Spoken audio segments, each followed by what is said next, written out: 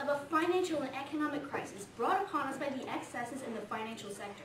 The combination of the squeeze in tax revenues and the money that governments have had to spend to rescue the financial sector has increased the prospects of a fiscal crisis, end quote. These words from Suna Kapur, Managing Director of Redefine, an economic and financial think tank, show us the fragility of our market and economy. Because of this economic stability and threats of future crises, my partner and I stand resolved that the United States federal government should substantially reform its revenue generation policies.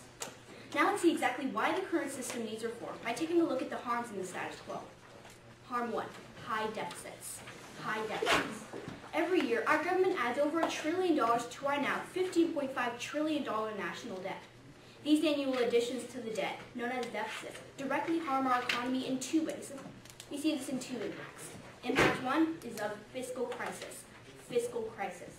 10X chairs of the President's Council of Economic Advisors said on March 2011, quote, deficits will take a toll on private investment and economic growth. At some point, bond markets are likely to turn on the United States, leading to a crisis that could dwarf 2008, end quote. In the absence of reform, these economists tell us that we are likely to end up in a crisis of unprecedented magnitude.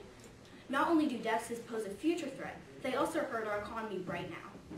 We see this in Impact 2 of Investment Undermined. Investment Undermined, by Bruce Bartlett, former staff director on the Joint Economic Committee of Congress in June 2011. Quote, when government borrows, it takes funds out of the economy that would otherwise be available to finance domestic investment. Neither taxes nor spending by themselves are the most important government contribution to the investment climate. It's the budget deficit, end quote. Deficits have a direct negative effect on investment in the private sector, harming economic growth. Harm 2, market instability. Market instability. We have two subpoints to explain the unstable position of our current market. Subpoint A, high-frequency trading. High-frequency trading, also known as HFT, is computer-driven speculative trading performed thousands of times every second. These traders search for small price bubbles in the market and focus in on them, amassing profits at the expense of the market. We see this in subpoint B of market volatility. Market volatility. Volatility refers to price fluctuations within a market. High-frequency traders artificially push prices by trading items back and forth at rapid rates. Frank Sang, a PhD in economics, conducted an in-depth study on the correlation between HFT and market volatility in November 2010, and he concluded by saying, quote, my investigation reveals that HFT increases stock price volatility, end quote. Impact, financial crash. Financial crash. Gerald Epstein, PhD and professor of economics, said on October 2011, quote, 4 years after the near financial collapse of 2008, the world economy again faces the prospect of a deepening economic crisis. Financial speculation was a cause of the crisis. It triggered the initial shock in April 2007 and has been accelerant ever since, end quote. Wall Street's greed-driven trading policies triggered the 2008 financial crisis. Millions of people lost their jobs or saw their wages fall drastically, while the prices of everyday goods skyrocketed. If we allow Wall Street to continue its harmful activities unchecked, we risk an even greater crisis. Because of the harms in the current system, my partner and I proposed the following plan. Mandate, financial transactions tax. Upon an affirmative ballot, Congress and the President will implement a 0.5% financial transactions tax on stocks, equities, and derivatives. Bonds and swaps should be taxed according to the number of years held at 0.01% per year. This tax does not affect private savings.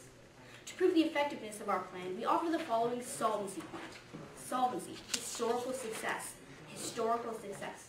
Prior experience shows us that the FTT has been a success. For Max Lawson, head of advocacy and public policy at Oxfam, a multinational policy think tank, said in March 2011, quote, FTTs are commonplace and have been implemented in 25 countries, including the UK, China, and India, raising billions of dollars of predictable revenue. The UK has a stamp duty on shares of 0.5%.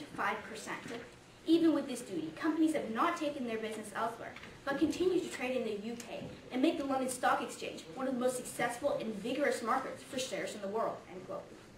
These empirics prove three things. Firstly, transaction taxes have raised significant revenues in accordance with projections. Second, in the UK, we saw how the FTT had a positive effect on investment in the overall market. And third, these newer FTTs have been structured in such a way as to ensure compliance. Hence, evasion has not been an issue. Let's now turn to the two significant benefits our plan would provide and the advantages. Advantage 1 is that of fiscal security. Fiscal security. A financial transactions tax would significantly increase government revenue, close budget deficits, and help stabilize our fiscal outlook. Bloomberg News, referencing Robert Poland and Dean Baker, PhDs in economics, about our specific plan in July 2010. Quote, economists Baker and Poland estimated that the FTT could raise $353 billion annually in the U.S. If there's a 25% reduction in trading volume, the revenue would be $265 billion per year, end quote. In the United States market, where transactions exceed $600 trillion per year, our plan would generate approximately $265 billion annually. This revenue would help our economy in two ways. Firstly, boosting government revenue and thus reducing the deficits substantially decreases the probability of a fiscal crisis. As of now, we need to reduce the deficit by $2 trillion over 10 years to avoid the crisis. Given our plan generates $2.6 trillion over 10 years, we will avoid the fiscal crisis and more.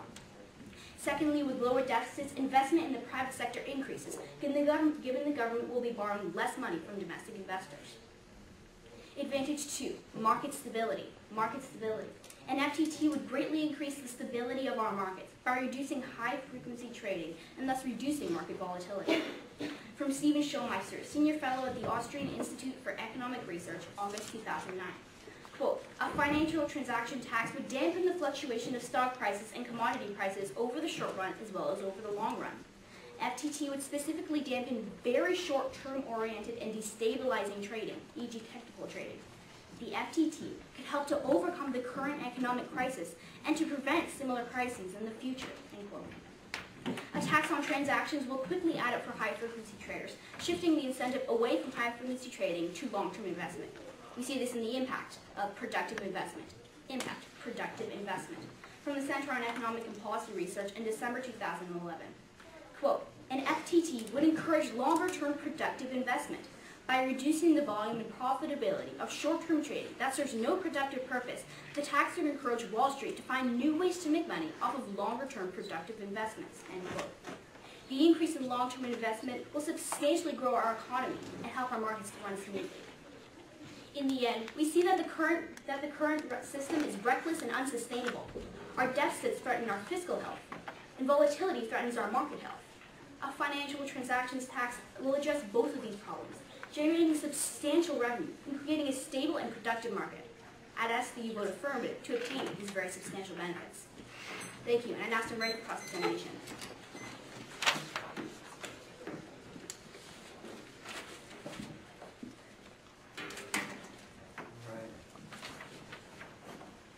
Judges are ready? And the timers? All right, let's begin. Hi, Mikayla. How are you doing today? I'm doing great, Roman. How are you doing? I'm doing great. Just a couple questions about your speech. First off, could I please have a copy of it? Sure thing. Thank you so much. All right, so moving on. First off, let's talk about the FTT model. Now, what FTT model do you pass? The model that taxes based on where a person files their taxes or based on what stock exchange they're trading on? Based on where the person files their taxes, I believe. Okay. Okay, so if a trader in London, for example, was trading on the United States stock market, they wouldn't be taxed the FTT, correct? Sorry, could you repeat the question? If there was a trader, a high-frequency trader in London, trading on the United States stock market, they would not be taxed then because they don't file tax in the United States, correct? I'm not completely sure. If you want to address this, you definitely can. We can talk about this. Okay, but did you bring him any evidence that all the high-frequency traders that create this volatility live in the United States and file taxes here? Not specifically that all high-frequency traders live in the United States, but we saw how high-frequency traders did harm the United States in 2008. Right, but did you bring up evidence that they harm the United States while filing taxes in the United States? Not specifically, no. Okay, and your plan only addresses those who file taxes in the United States, correct? Correct. All right, so let's move on to talk about, you talked about a financial crisis. Now, when exactly would a financial crisis happen again due to high-frequency trading? Due to high-frequency trading? Well, probably, I'm not completely sure when it would happen, but it said that in the piece of evidence that bond markets are likely to turn on the United States, leading to a crisis that could dwarf 2008. So we can't assume that this would happen, that this would happen soon. All right. So you talked about the UK. So should we look at projections or empirics? Is your argument we should be looking at historical precedents? Well, we should look at both, but empirics are also very important to look at because we can see what our plan has done in other countries. Okay. So how much revenue does the FTT generate in the UK per year? Their FTT. How much does that generate per year? I have specific numbers back at the table. I'm not completely sure right now. Okay. Is it close to the $200 billion number that you mentioned, that the U.S. would get, or is it a lot smaller than that, or a lot bigger than that? Well, I don't know how to translate pounds into dollars, but we can bring up a pound number if you bring that up. All right, then we'll try and translate that. All right, so what's the size of the UK stock market as opposed to the United States stock market? How do you compare those two? Well, I believe that the UK actually has a large stock market like the United States, so we can compare these when we're talking about the inheritance. Okay, so the revenue numbers would be about the same then, right, if they're about the same size stock market? Well, this London stock market is smaller than the United States market, I believe, so we still can't compare these when we're talking about inheritance, though. Okay, so have any other countries had FTTs before? Yes. Okay, what about Sweden's FTT? Did that work out? No, that did not work out. Why didn't that one work out? Because they're using the old model, and they were using, yes. All right, so your position is that by taxing people who file tax in the United States, that's what UK did? Yes. Is that what UK did? Yes. Okay, so your position is that that would work then? Yes, correct. All right, and one final question. You speed down the speed of price fluctuations in reaction to changes, correct? Your plan does? Yes, correct. All right, thank you. No further questions.